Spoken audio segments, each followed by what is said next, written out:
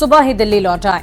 इसके बाद इटली की प्रधानमंत्री जॉर्जिया मेलोनी और नरेंद्र मोदी की एक तस्वीर सोशल मीडिया पर बहुत तेजी से वायरल हो रही है, जिसमें इटली की PM Meloni Georgia PM Modi के साथ सेल्फी लेते हुए नजर आ रही है। जॉर्जिया ने पीएम मोदी के साथ मुलाकात का वीडियो भी सोशल मीडिया पर साझा किया। वीडियो के कैप्शन में लिखा था #मेलोडी की तरफ से हेलो दोस्तों। पीएम मोदी ने भी इस पोस्ट को रीट्वीट किया है। वीडियो को रीट्वीट करते हुए पीएम मोदी ने लिखा, भारत इटली मित्रता अमर रहे। इटली में G7 शिखर सम्मेलन में पीएम मोदी और जॉर्जिया मेलोनी ने द्विपक्षीय रणनीतिक साझेदारी की प्रगति की समीक्षा की और भारत, पश्चिम एशिया, यूरोप आर्थिक गलियारे सहित वैश्विक मंचों और बहुपक्षीय प्रस्तावों में सहयोग को मजबूत करने पर सहमति व्यक्त की है। मोदी की दक्षिणी इटली की अपूलिया की 1 दिवसीय यात्रा के दौरान शुक्रवार को दोनों नेताओं के बीच मुलाकात हुई और इस दौरान पीएम मोदी ने G7 शिखर सम्मेलन में आमंत्रित करने के लिए इटली के प्रधानमंत्री को धन्यवाद दिया है। और इटली में हुए G7 शिखर सम्मेलन के वैश्विक मंच पर भारत के लोकतंत्र का एक बार फिर डंका बजा। पर्यावरण और AI पर दुनिया को मोदी मंत्र मिला। ये रिपोर्ट देखिए। दुनिया में मोदी की अप्रूवल रेटिंग क्या है? दुनिया के सबसे ताकतवर देश और उनके राष्ट्राध्यक्षों के लिए मोदी कितना मायने रखते हैं, इसका अंदाजा G7 की बैठक के बाद ली गई इस तस्वीर को देखकर लगाया जा सकता है, जिसके सेंटर में है हिंदुस्तान के प्रधानमंत्री नरेंद्र मोदी। प्रधानमंत्री नरेंद्र मोदी इटली में G7 समिट में शामिल होने के बाद स्वदेश लौट चुके हैं, लेकिन इस वक्त पूरी दुनिया में मोदी की तस्वीर छाई हुई है। पीएम मोदी ने G7 सम्मेलन के दौरान कई देशों के राष्ट्राध्यक्षों से मुलाकात की। पीएम मोदी इटली की पीएम जॉर्जिया मेलोनी से भी मिले और इस मुलाकात की सबसे खास तस्वीर मोदी के साथ मेलोनी की सेल्फी रही। प्रधानमंत्री मोदी ने एक के बाद एक इटली में वैश्विक नेताओं से मुलाकात की। प्रधानमंत्री मोदी अमेरिका के राष्ट्रपति जो बाइडेन से मिले और इस मुलाकात पर कहा कि भारत और अमेरिका वैश्विक भलाई के लिए मिलकर काम करते रहेंगे। प्रधानमंत्री ने इटली की प्रधानमंत्री जॉर्जिया मेलोनी के साथ बैठक की और उन्हें भारत को G7 शिखर सम्मेलन में बुलाने के लिए धन्यवाद कहा और साथ ही दोनों देशों के कॉमर्स, एनर्जी, टेलीकॉम जैसे कई क्षेत्रों में मिलकर काम करने पर चर्चा की। पीएम मोदी यूके के पीएम ऋषि सुनक से मिले और सेमीकंडक्टर, तकनीक और कारोबार के मामले में दोनों देशों के रिश्तों को मजबूत करने की बात कही। पीएम मोदी ने फ्रांस के राष्ट्रपति इमैनुअल मैक्रों से मुलाकात की और कहा कि साल में ये हमारी चौथी मुलाकात है।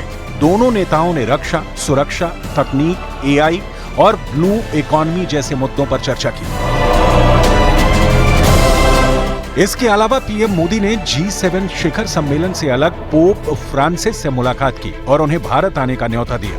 पीएम मोदी यूक्रेन के राष्ट्रपति वोलोदिमीर ज़ेलेंस्की से भी मिले, जिनके साथ आपसी रिश्तों और कारोबार के बारे में बात हुई।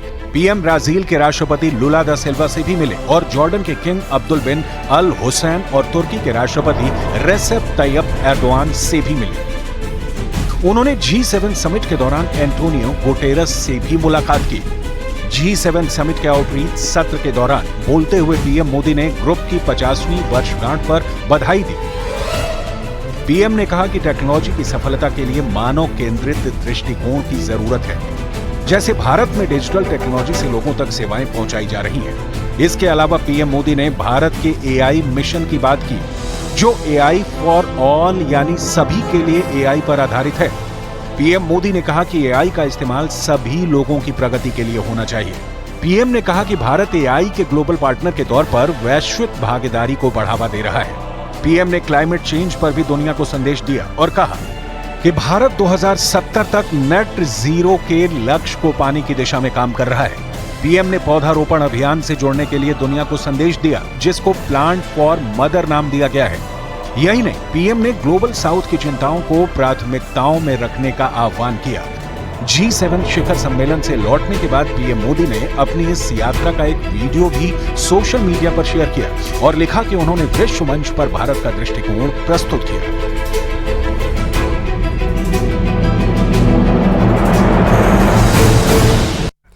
और नीट परीक्षा में हुई कथित गड़बड़ी को लेकर छात्रों का गुस्सा थमने का नाम ही नहीं ले रहा। छात्र सड़क पर उतरकर लगातार प्रदर्शन कर रहे। इस पूरे मामले में अब तक 19 लोगों की गिरफ्तारी की जा चुकी है, जिसमें बिहार की पुलिस ने 14 जबकि गुजरात में 5 आरोपियों को गिरफ्तार किया है। बिहार से गुजरात तक नीट के नटवर लाल की गुत्थी काफी गहरा गई है।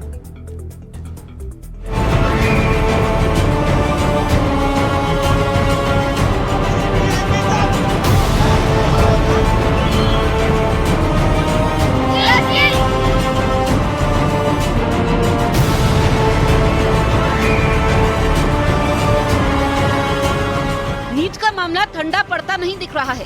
सुप्रीम कोर्ट के साथ साथ देश भर की कई अदालतों में याचिकाएं डाली गई हैं। अदालत मामले की सुनवाई कर रही है, न काउंसलिंग रुकी है, न ही नीट यूजी 2024 को निरस्त किया गया है। एनटीए ने ग्रेस मार्क्स को रद्द कर दिया है और 1563 छात्रों के लिए 23 जून को री एग्जाम की तारीख तय कर दी है। लेकिन इससे नीट अभ्यर्थियों का आक्रोश कम नहीं हो रहा है।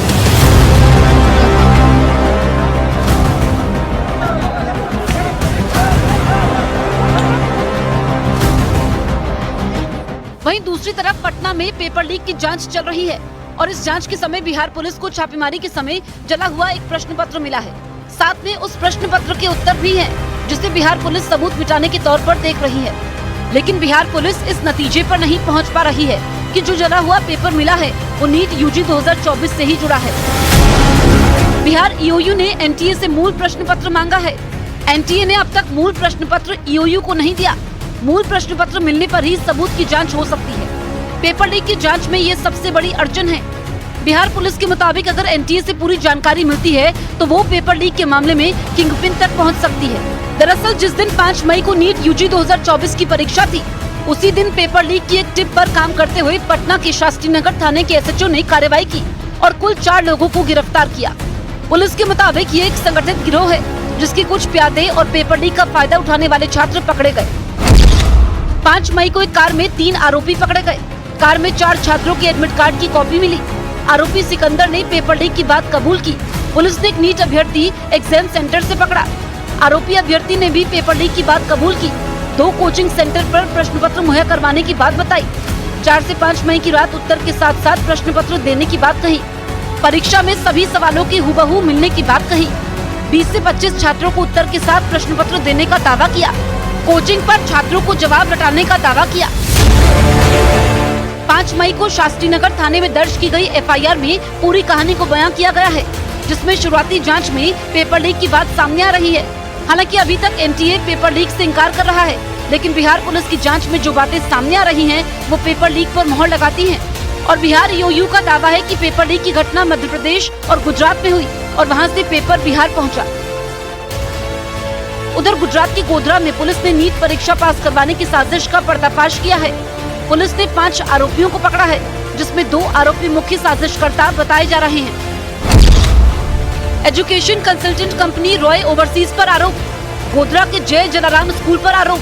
नीट पास करवाने के लिए करोड़ों की डील करने का आरोप। अभिभावकों से मेडिकल प्रवेश के लिए पैसे लेने का आरोप। पुलिस को पास कराने वाले 30 छात्रों की सूचना मिली। पुलिस ने आरोपियों के मोबाइल और इलेक्ट्रॉनिक डिवाइस जब्त किए। शुरू में जब ये तुषार भट्ट है, उसको डीईओ साहब ने 5 तारीख को उसका मोबाइल और सब चेक किया था, तो एक 30 स्टूडेंट का लिस्ट मिला था। साथ में एक 16 बच्चों का अलग से लिस्ट ये परशुराम रॉय है, उसकी ऑफिस से भी मिला था।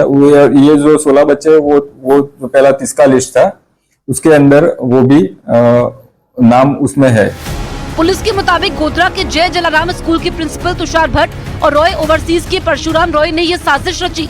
पुलिस ने कैश भी बरामद किया है और साथ में 8 ब्लैंक चेक और 2 करोड़ 30 लाख रुपए का भरा हुआ चेक बरामद किया है, जो अभिभावकों ने इन्हें दिया था ताकि बच्चों को नकल करवाकर नीट पास करवाया जा सके।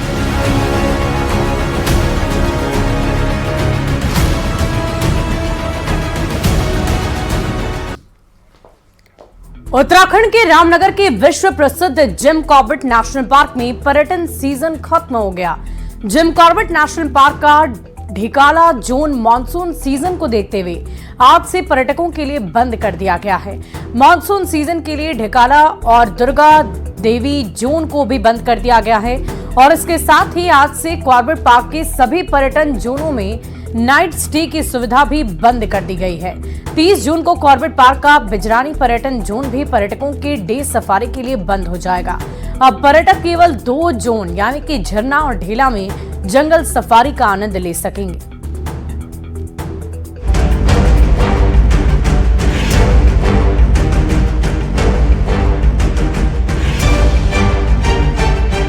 इस बार ढिकाला में पर्यटकों को जमकर बाघ के दीदार हुए।